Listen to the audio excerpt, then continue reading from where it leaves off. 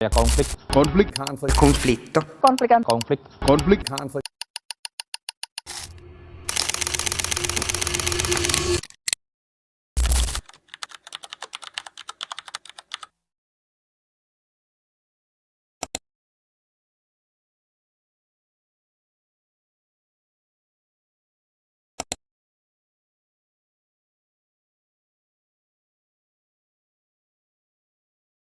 Konflik, satu kata sejuta dampak. Kadang kecil, kadang menghancurkan. Tetapi, satu hal yang pasti, konflik selalu ada dalam kehidupan manusia.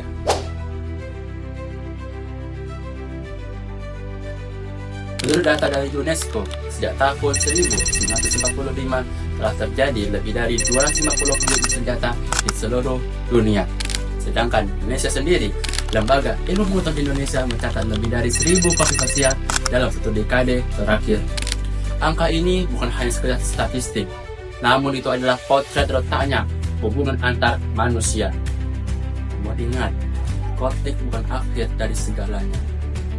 Menurut survei Lembaga Ilmu Pengetahuan Indonesia, 60% konflik sosial di Indonesia bisa diselesaikan lewat dialog dan pendekatan damai atau mediasi. Artinya, kita punya pilihan bukan untuk menghindar tetapi untuk memperbaiki. Karena sejatinya, konflik itu bukan hanya tentang siapa yang salah dan siapa yang menang, tapi tentang siapa yang cukup berani untuk mengulurkan tangan.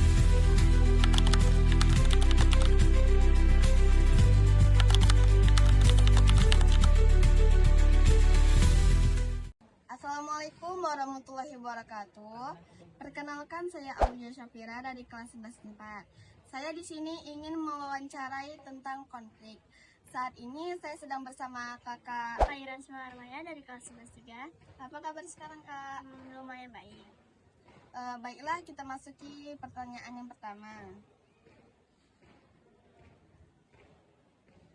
Kalau kakak melihat dua orang berkonflik, apa yang biasa kakak lakukan? Saya biasa itu menenangkan dua orang itu dan menjaga jaraknya.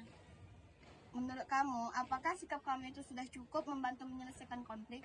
Sudah, karena kadang saya membantu atau tidak membantu sesuai situasi di dalam konflik itu. Baik. Baiklah, kita masuki pertanyaan kedua, yaitu apakah kamu pernah melihat di sekolah atau lingkunganmu dan candaan yang mengarah ke stereotip ras atau etnis tertentu? Pernah ada candaan. Kadang kayak candaan itu menurut saya itu ya termasuk konflik rasial, Kak. Mengapa kamu menganggap itu serius atau tidak serius? Saya anggap serius dan sebaliknya dia diingat dengan sopan.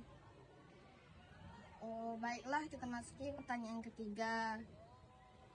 Apa yang kamu pikirkan saat melihat dua kelompok berbeda selisih karena perbedaan pendapat atau tujuan?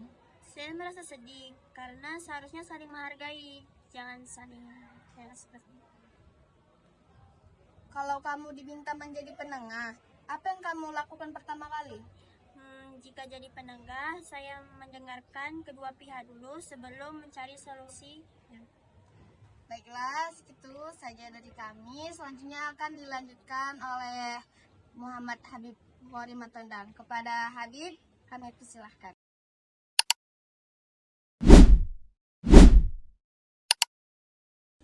Assalamualaikum warahmatullahi wabarakatuh. Waalaikumsalam warahmatullahi wabarakatuh. Saya Muhammad Habib Bukhari Matondang dari kelas 11 4. Alhamdulillah ya, pada siang kali ini saya berkesempatan untuk wawancara siswa dari Masjidul Angkat ya.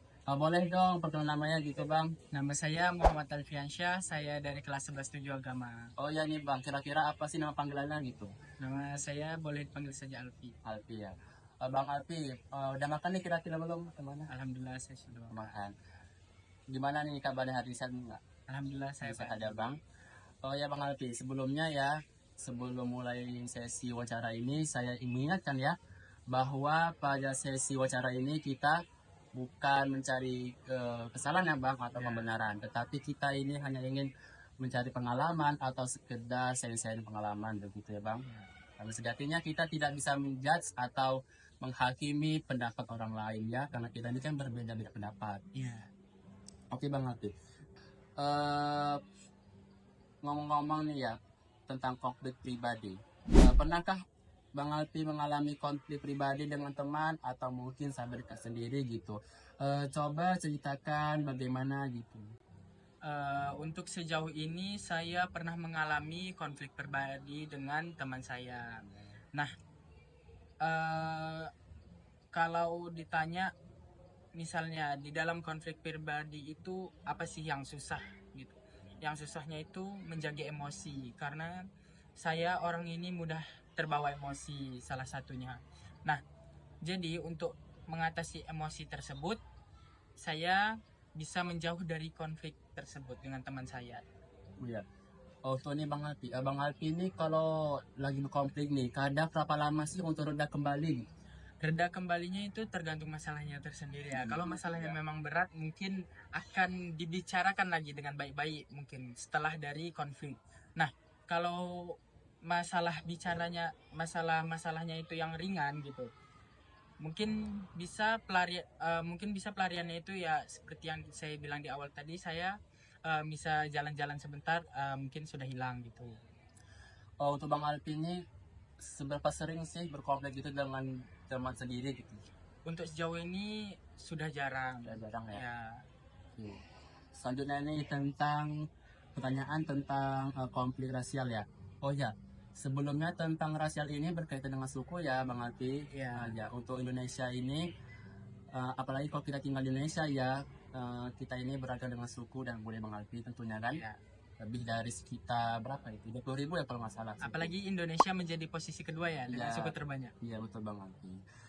Nah Bang Alpi, misalnya nih di kelas Bang Alpi ini ada konflik ini kayak tentang menghina ras gitu kan. Misalnya nih seorang suku Jawa gitu kan, dia Jawir kita kan mungkin udah sering kali gitu kan yang mau di sosial media kan. Iya. Kadang gitu, seorang tuh dia Jawir gitu kan. Iya. Nah, bagaimana sih perasaan Bang Alpi ketika melihat atau mendengar ada seseorang diperlakukan tidak adil karena suku atau ras? Saya kalau berpendapat saya sedih dan kurang setuju sama orang-orang yang seperti itu. Karena semua orang itu harus diperlakukan secara adil. Dan apapun rasnya, apapun agamanya, apapun suku dia, kita tuh harus menghargai satu sama lain sebagai manusia yang baik gitu. Iya. Misalnya nih Bang Alpi ini menjadi seorang guru, melihat siswa di kelas ya berkonflik tentang ras gitu. Bagaimana tindakan Alpi ketika menjadi seorang guru gitu menghadapinya? Nah, tindakan saya ketika menjadi guru untuk menghadapi murid-murid saya yang mungkin mengejek satu sama lain sukunya atau agamanya gitu. Nah, saya sebagai guru harus menjadi penengah untuk murid-murid betul. tersebut kan. Bang Alpi, ya. Nah, kita harus menjadi hakim yang baik dan adil dan menanyakan apa konflik permasalahannya sehingga seperti ini. Kalau permasalahannya mengejek, kita bisa membilanginnya dengan baik-baik karena mungkin anak-anak yang masih belum tahu gitu. Betul. Selanjutnya ini ya Bang Alpi ada pertanyaan yang ketiga ya, ini tentang konflik antar kelompok. Nah kalau ini antar kelompok ini mungkin sering terjadi Bang Alpi. Iya, sering terjadi di beberapa sekolah, sering terjadi di mungkin perkantoran yang Iya. bahkan di perkantoran, mungkin di mana-mana setiap yang ada perkelompokan atau satu orang dengan satu orang yang lainnya. Ya benar tuh. Apalagi kan kalau kita dengar di sana tuh kan ada kelompok yang mendukung tim bubur diado kan. Iya, tim bubur diado dan tim bubur tidak diado. Bang Alpi. Oke Bang Alpi. Selanjutnya ya ke pertanyaannya. Apa sih yang Alpi pikirkan saat melihat dua kelompok berbeda nih berselisih karena perbedaan pendapat atau tujuan? Kalau saya berpikir itu harus dibicarakan dengan baik-baik saja mungkin ya. Karena pendapat seseorang dengan pendapat seseorang yang lainnya itu adalah pendapat pribadi mereka, dan kita sebagai manusia yang baik kita harus menghargai pendapat seseorang tersebut Iya, gitu. betul. Nah, jadi kalau kita saling menghargai satu sama lain, maka tidak terjadi yang namanya konflik dan keributan. Betul tuh konflik.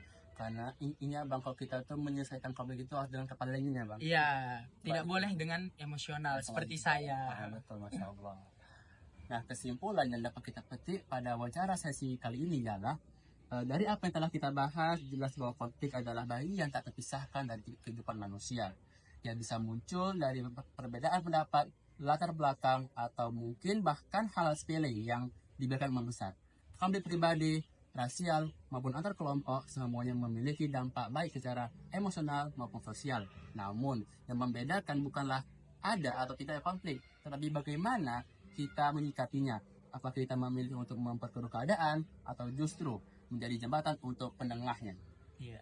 Nah, tanda damai bukan berarti tidak ada perbedaan, tetapi saat perbedaan bisa hidup berarti dalam harmoni.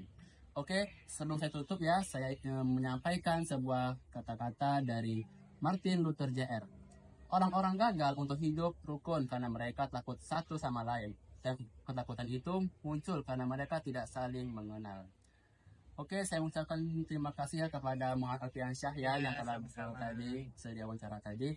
Saya tutup dengan wassalamualaikum warahmatullahi wabarakatuh. Waalaikumsalam warahmatullahi wabarakatuh.